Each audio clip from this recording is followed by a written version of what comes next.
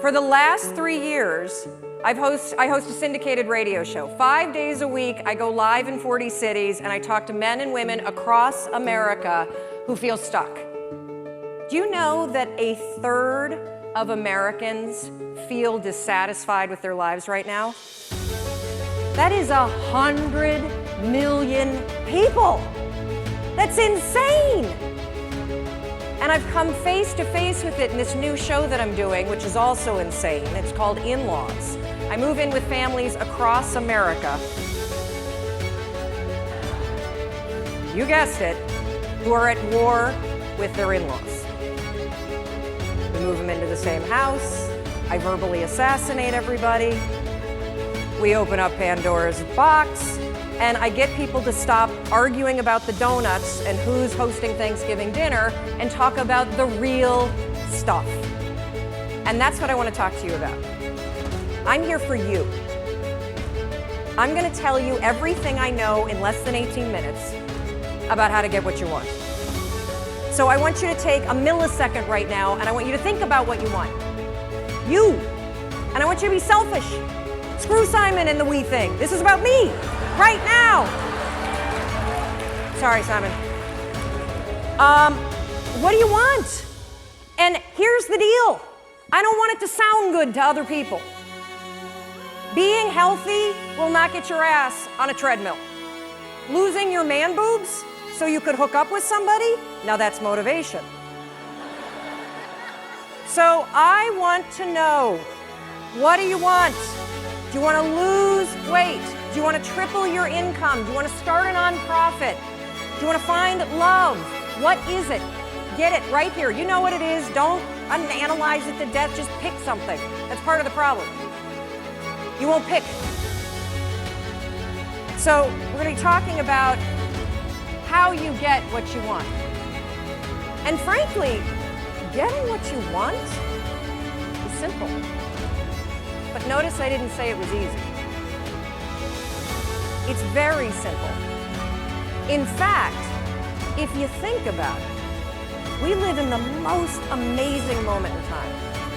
So that thing that you have up here, whatever it may be, you want to use healthy eating to cure your diabetes, you want to figure out how to take care of the elders and start a new hospice center, you want to move to Africa and build a school, guess what?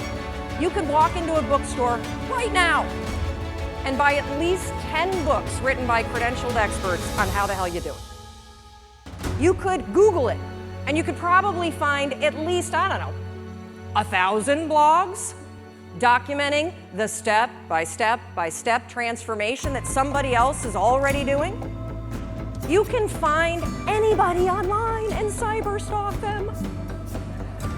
You can just walk in their footsteps and let them, just use the science of drafting. Follow what everyone else has done, because somebody else is already doing it. So why don't you have what you want? When you have all the information that you need, you have the contacts that you need, there are probably free tools online that allow you to start a business or join a group or do whatever the heck you want. It all comes down to one word.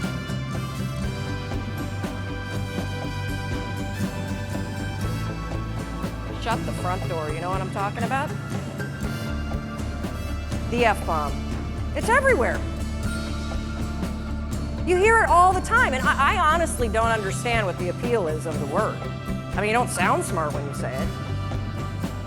And it's really not expressing how you really feel.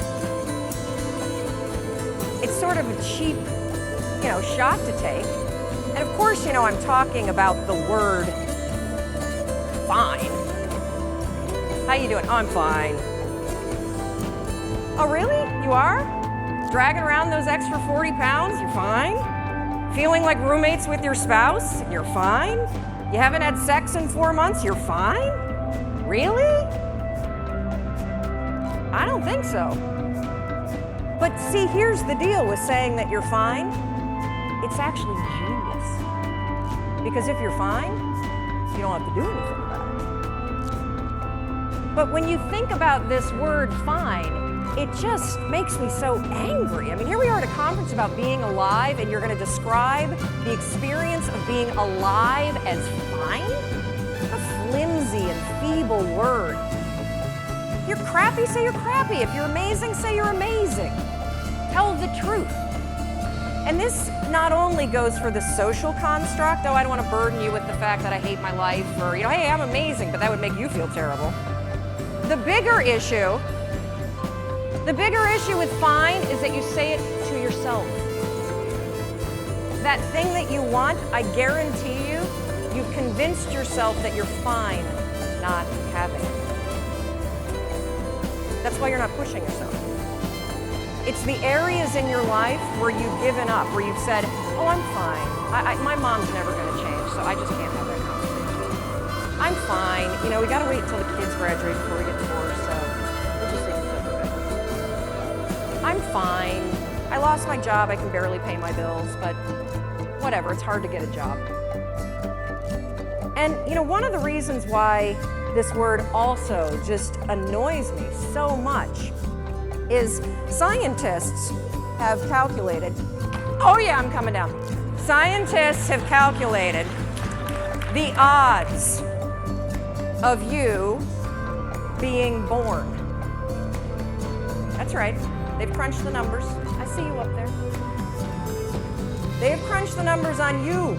Yeah, no, you guys standing up, you want to sit down for this. They've crunched the numbers on you being born, and they took into account all of the wars and the natural disasters and the dinosaurs and everything else. And do you realize that the odds of you, yeah, right here, put your computer away, stand up for me, Doug. So the odds of Doug here, turn around, say hi to everybody. The odds, of Doug being born at the moment in time he was born, to the parents you were born to, with the DNA structure that you have, 1 in 400 trillion. Isn't that amazing? I'm so lucky. Yes. You're not fine, you're fantastic. You have life-changing ideas for a reason, and it's not to torture yourself. Thank you. Thank you, Doug. Christine was right when she said all of you could be on stage, because all of you, we're all in this category. 1 in 400 trillion. All day long, you have ideas that could change your life, that could change the world, that could change the way that you feel. And what do you do with them? Nothing. Well, hopefully I won't moon you. You didn't pay for that.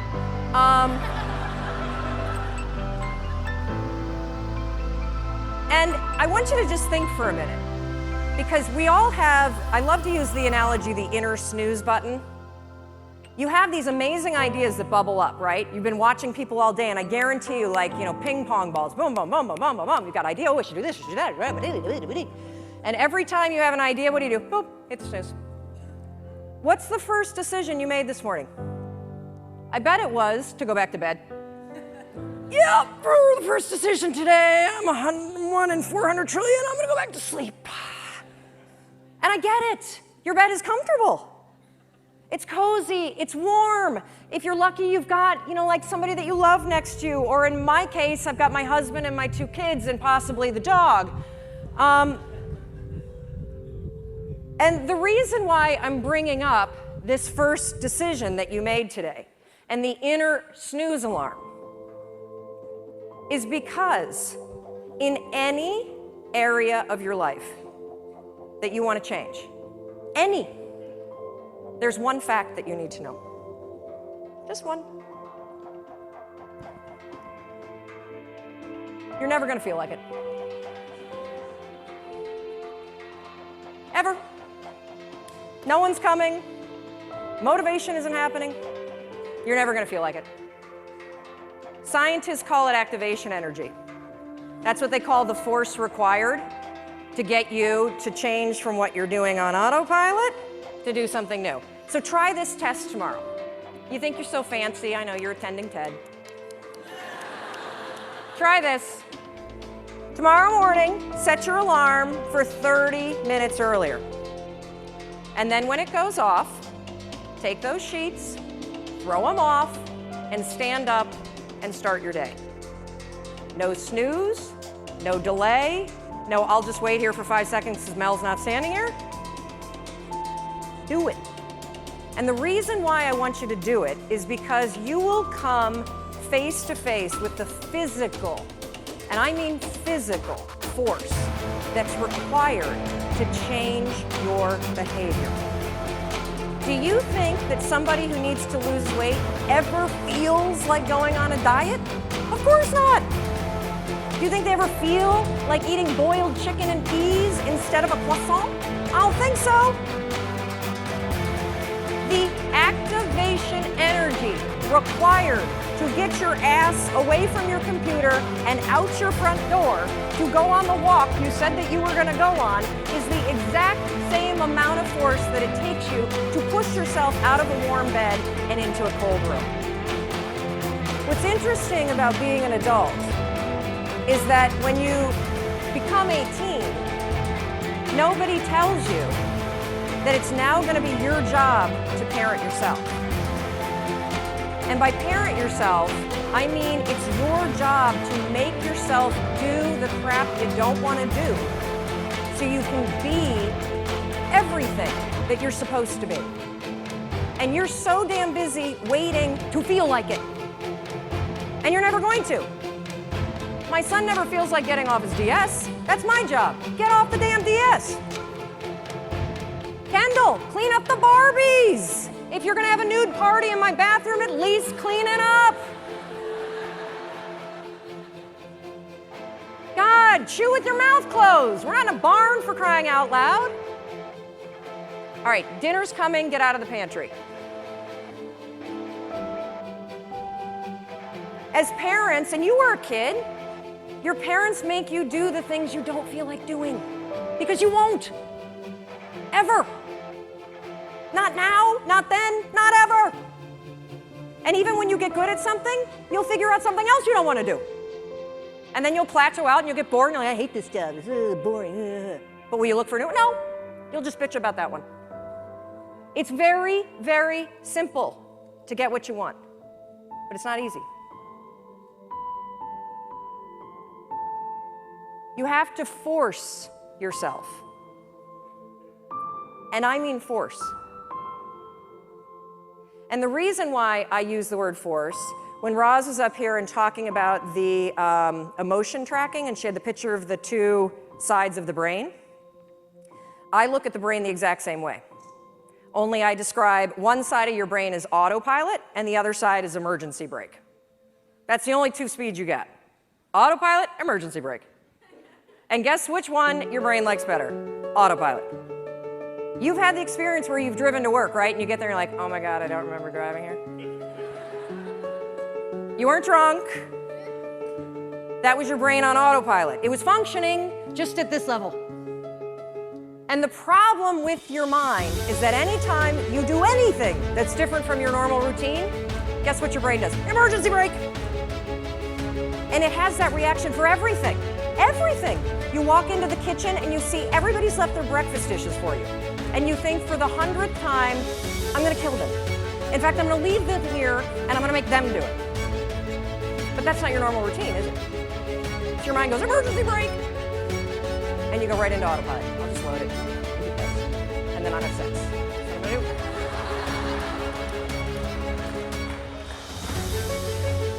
do. So when I say force, anything that's a break from your routine is gonna require force.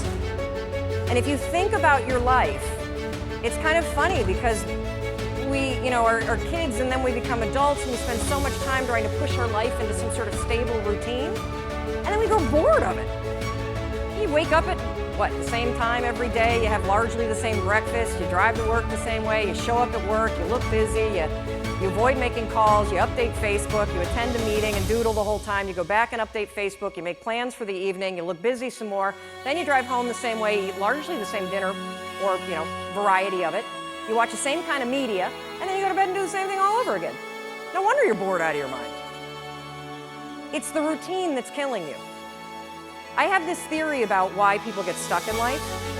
So Most of you have probably taken your basic Psych 101 class and you've bumped into Andrew Maslow's hierarchy of needs. Well, your body is kind of cool because you have these basic needs. And your body is wired to send you signals. If you are hungry, if you need food, what do you feel? If you need water, what do you feel? If you need sex, what do you feel? Thank you. I think when you feel stuck or dissatisfied in your life, it's a signal. And it's not a signal that your life is broken. It's a signal that one of your most basic needs are not being met. Your need for exploration. Everything about your life, about your body, grows. Your cells regenerate, your hair, your nails, everything grows for your entire life. And your soul needs exploration and growth. And the only way you'll get it is by forcing yourself to be uncomfortable. Forcing yourself to get outside. Out of your head, thank you. If you're in your head, you're behind enemy lines. That is not God talking, okay? It's not. In fact, if I put a speaker on it and we broadcast what you say to yourself, we would institutionalize you. You would not hang out with people that talk to you the way you talk to yourself. So get out of your head. Your feelings are screwing you. I don't care how you feel. I care about what you want. And if you listen to how you feel when it comes to what you want, you will not get it. Because you will never feel like it. And you need to get outside your comfort zone. It's not about taking risks, it's about getting outside your comfort zone. Those first 3 seconds when you push yourself out of bed, they blow. But once you're up, it's great. Those first 3 seconds when you're sitting here in a studio or a stadium like this and somebody says, get up and come dance, and you think, oh, I should do that. And you're like, that experience that you had where you had the impulse to do it, and then you didn't do the activation energy required to force yourself, your emergency brake got pulled. I'm sitting right here. I'm not going up with those crazy people. I don't like to dance. Anyway. Well, what happened for me is I came up and I bumped into Rachel, and then we started talking, and next thing you know, she's tweeting. And we're friends, and boom, get outside. That's where the magic is. That's where the 1 and 400 trillion exists. So everything I do, wait, okay, this is the last card, sorry. So one more thing that you can use, I call it the 5-second rule. Your mind can process a facial expression in 33 milliseconds. It can move pretty damn quick. The other thing that it does very quickly is if you have one of those little impulses that are pulling you, if you don't marry it with an action within 5 seconds, you pull the emergency brake and kill the idea. Kill it. If you have the impulse to get up and come dance while the band is playing, if you don't stand up in 5 seconds, you're gonna pull the emergency brake. If you have an impulse about you were inspired by somebody's speech today, and you don't do something within 5 seconds, write a note, send yourself a text. Anything physical to marry it with the idea, you will pull the emergency brake and kill the idea. Your problem isn't ideas, your problem is you don't act on them. You kill them. It's not my fault. It's not anybody's fault. You're doing it to yourself. Stop it. I'm counting on you. 1 and 400 trillion. You got stuff to do. And it's not gonna happen in your head. So I want you to practice this today. When we go off to party, thank God it's coming soon, because I think we all could use a cocktail. I want you to practice the 5-second rule.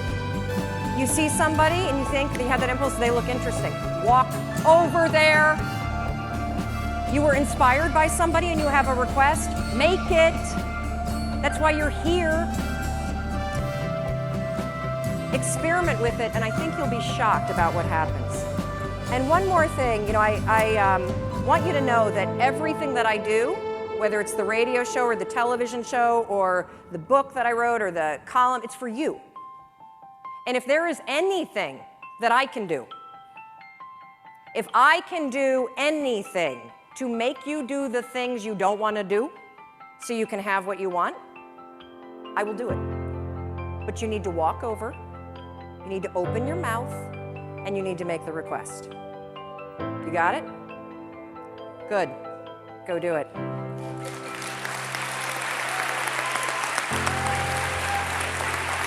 Thank you. Thank you. Yes, stand up. You have the impulse.